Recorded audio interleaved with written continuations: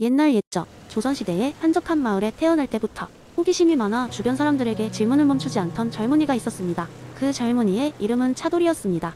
그는 매일 밤늦게까지 하늘의 별을 바라보며 우주와 인생의 비밀을 탐구하겠다고 다짐하며 잠든 후 다음날 아침이면 어김없이 철학자들을 찾아다니며 질문을 퍼붓곤 했습니다. 어느 날 차돌이는 최계 이황 선생의 명성을 듣고 그에게서 배움을 청하기 위해 길을 떠났습니다. 상단 마을에 위치한 퇴계의 서원에 도착한 차돌이는 스승 이황에게 자신이 추구하고자 하는 진리에 대한 열망을 쉽게 억누를 수가 없었습니다. 선생님, 저는 이 세상의 진리를 알고 싶습니다.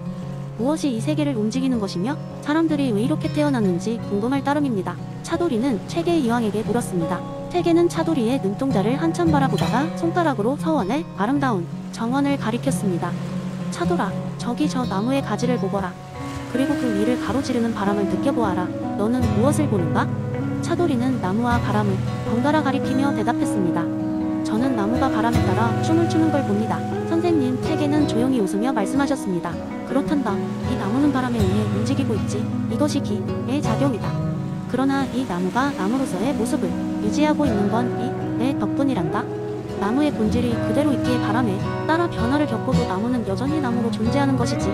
차돌이는 고개를 끄덕이며 다시 물었습니다. 그렇다면 선생님, 사람의 마음도 그런 것인가요? 왜 사람은 흔들리고 방황하는 걸까요? 퇴계는 잠시 생각에 잠기더니 말을 이었습니다. 사람의 마음도 본성적인 이와 변화를 거듭하는 기로 구성되어 있다네. 마음의 본질은 언제나 같은 이를 지닌다. 하지만 감정이나 욕망이라는 기가 바람처럼 마음을 흔들지. 중요한 건 그 두 가지가 서로 조화를 이뤄 균형을 잡는 거란다. 차돌이는 눈을 반짝이며 물었습니다. 그러면 그 조화를 이루기 위해서는 어떻게 해야 하나요? 네, 아니, 이를 지혜로서 바로 알고 기의 변화를 수용하고 조절할 줄 알아야 하지. 이는 마치 바람과 나무가 조화를 이루어 하나의 멋진 장면을 만들어내는 것과 같단다. 사람도 그와 같이 자신의 본성을 깊게 이해하고 감정의 바람에 흔들리지 않도록 스스로를 잘 다스려야 하네. 그날 이후로 차돌이는 스스로의 내면에서 끊임없이 이치와 기운을 탐구하며 세상의 다양한 변화를 겪어가며 조화를 이루는 삶을 살아가기 시작했습니다. 그의 일상은 그 자체로 이기이원론의 실천이 되었고 많은 이들이 차돌의 변화를 보고 배우게 되었습니다. 이 이야기는 바로 차돌이 자신의 내면 세계에서 이와 기를 조화시켜 자신과 세상에 대한 깊은 이해를 이뤄낸 과정을 재미있고 생생하게 전달합니다. 퇴계 이황의 이론이 그에게 어떤 변화를 가져왔는지, 그리고 그로부터 얻은 통찰력이 어떤 식으로 주변 사람들에게 긍정적인 영향을 미쳤는지를 잘 보여주고 있지요. 두 번째 이야기, 옛날 조선시대에 어느 마을에 철학을 사랑하는 한 노인이 살고 있었습니다. 노인은 주위 사람들에게 자신의 철학적 통찰을 재미있게 전달하기 위해 오랜 시간 고민해왔습니다.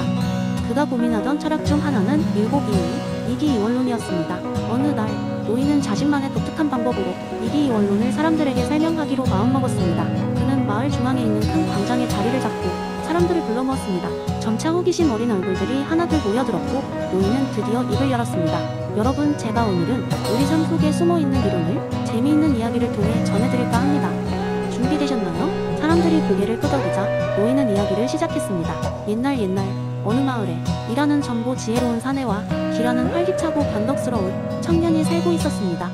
이 두 사람은 어릴 적부터 절친한 친구로 서로 떨어져 지내는 법이 없었죠. 이는 언제나 조용하고 차분하며 마을 사람들에게 충고와 지혜를 나누어주는 것을 좋아했습니다. 그는 변하지 않는 진리와 원리, 즉 이치에 대해 깊이 고민했죠. 반면 기는 시끌벅적한 것을 좋아하고 매일 새로운 모험을 찾아 떠났습니다. 그는 매일매일 다양한 사건과 변화로 가득 찬 삶을 살았습니다. 하루는 기에게 말했습니다. 기야, 너와 나는 다르지만 같은 길을 걷고 있어. 나는 모든 것의 근본 원리를 찾고자 하지만 너는 그런 원리를 존재하게 하는 변화를 만들고 있지.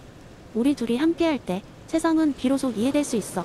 기는 웃으며 대답했습니다. 맞아, 나는 변화 그 자체고 너는 그 변화의 길잡이야. 우리가 함께할 때만이 진정 한 조화가 만들어지는 법이지. 노인은 잠시 숨을 고르고 청중을 둘러보았습니다. 사람들이 이야기에 몰입하고 있음이 분명하게 느껴졌습니다. 그는 다시 입을 열었습니다. 이 둘은 마치 마을의 등대와 같은 존재였습니다. 등대가 항상 그 자리에서 변하지 않는 빛을 바라며 길을 안내하듯 이는 세상의 이치를 밝혀주었고 이는 그 빛을 따라 열정적으로 항해했습니다. 그 결과 마을 사람들은 이들의 도움으로 자연과 삶의 법칙을 이해하게 되었고 그로 인해 더욱 평화로운 삶을 살 수 있었답니다. 노인은 이야기를 끝마치면서 청중에게 마지막으로 말을 건넸습니다. 여러분, 우리의 삶은 이와 기가 함께하는 조화입니다. 불변의 이치와 변화의 현상이 함께할 때 비로소 우리는 진정으로 세상을 이해할 수 있습니다. 이러한 조화를 우리 삶 속에서 발견하고 조화롭게 살아가는 것이 중요하다는 점을 명심해주세요. 사람들은 노인의 이야기 예감명을 받아 박수를 쳤고 노인은 미소 짓으며 자리를 떠났습니다. 그날 이후 마을 사람들은 삶 속에서 이와 기의 조화를 찾아가며 더욱 지혜롭게 살아갔다고 합니다. 그리고 노인의 이야기는 대를 이어 전해지며 또 다른 철학적 고찰로 이어지곤 했습니다. 세 번째 이야기 옛날 옛적 철학에 관한 경청을 즐기던 작은 마을이 있었습니다. 이 마을에는 매주 한 번 모두가 모이는 커다란 광장이 있었는데 마을 사람들이 최신 이론에 대해 토론하고 생각을 나누는 특별한 날이었습니다. 그날따라 많은 사람들이 이마누엘 칸트의 선험적 종합 판단에 대해 이야기하고 싶어 했어요. 마을 최고의 이야기꾼이자 우두장이인 할아버지 한 분이 있었습니다. 그는 늘 그의 이야기를 통해 어려운 철학적 개념을 재미있고 쉽게 전달하는 사람으로 유명했습니다. 할아버지는 오랜 시간 인류가 어떻게 지식을 획득하는지를 설명하며 이야기를 시작했습니다.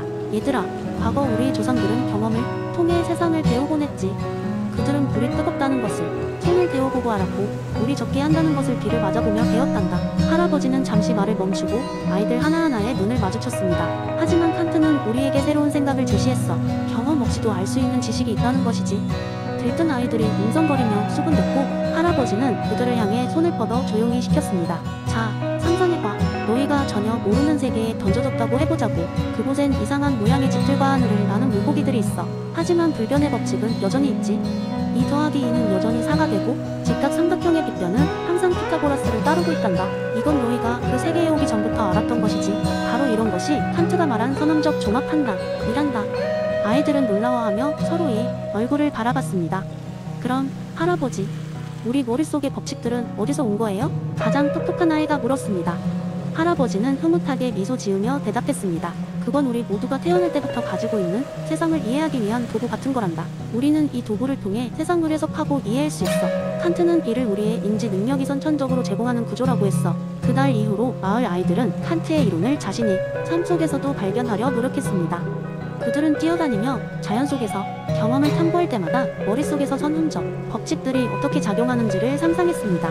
수학 문제를 풀 때도 밤하늘의 별을 바라볼 때도 말이죠. 마을의 철학 집회는 그날 이후로 더 많은 사람들로 붐비기 시작했습니다. 다들 자신의 내면 속 선험적 지식을 찾아가며 새로운 이야기를 만들어가곤 했지요. 할아버지는 매주 광장에서 아이들과 함께 철학을 이야기하며 무도제를 했고 그의 가죽 작품들마저도 철학의 작은 예술 조각처럼 마을 사람들에게 사랑받았습니다. 이렇듯 칸트의 선언적 종합 판단은 단순한 이론에 그치지 않고 마을 사람들 사이에 새로운 지혜와 즐거움의 원천이 되었습니다. 네 번째 이야기 아주 오래전 고대 그리스의 한 마을에 아리스토텔레스를 존경하는 젊은 철학자가 살고 있었어. 그의 이름은 알렉시우스였어.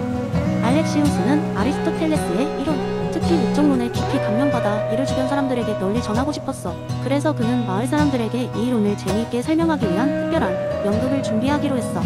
연극의 주제는 궁극적 목적 찾기였어. 마을 사람들 대부분이 농부였기 때문에 알렉시우스는 농업과 자연을 주제로 상하 이야기를 구성했어. 이야기의 등장인물은 마을의 에투스굴이었어. 에투스굴은 신비로운 힘을 가지고 있어. 사람들이 자신의 목적을 이해하고 이를 이루기 위해 나아가도록 도와주는 능력이 있었지.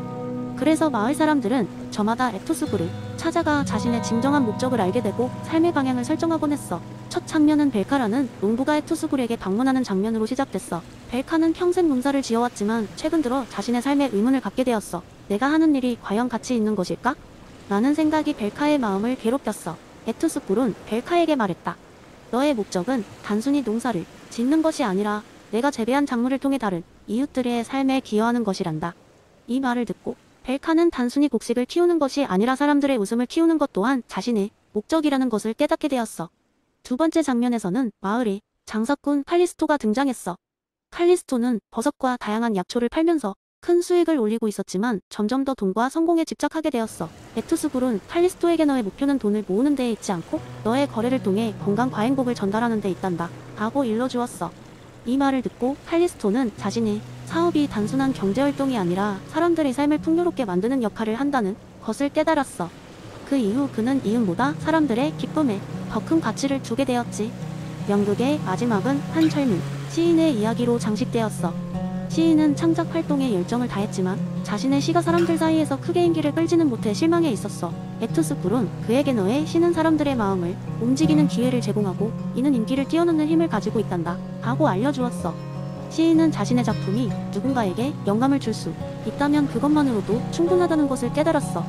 연극을 마친 후 마을 사람들은 서로의 삶 속의 숨겨진 목적에 대해 함께 이야기하며 술잔을 기울였어. 알렉시우스는 이들의 대화를 들으며 누구나 자신의 목적을 이해하고 삶을 더 의미 있게 만들 수 있다는 생각에 뿌듯함을 느꼈지. 그는 아리스토텔레스의 목적론이 단지 철학적인 담론이 아니라 현실 속에서 사람들에게 실질적인 변화를 가져올 수 있다는 것을 깨달았어. 이렇게 알렉시우스는 아리스토텔레스의 지혜를 전하며 마을 사람들의 마음속에 깊은 울림을 남겼고, 그렇게 목적론은 이 작은 마을에서 하나의 삶의 지침으로 자리 잡게 되었어. 이후로도 사람들은 에토스굴을 찾아가면서 자신의 진정한 목적을 찾아 나아가는 삶을 이어갔단다.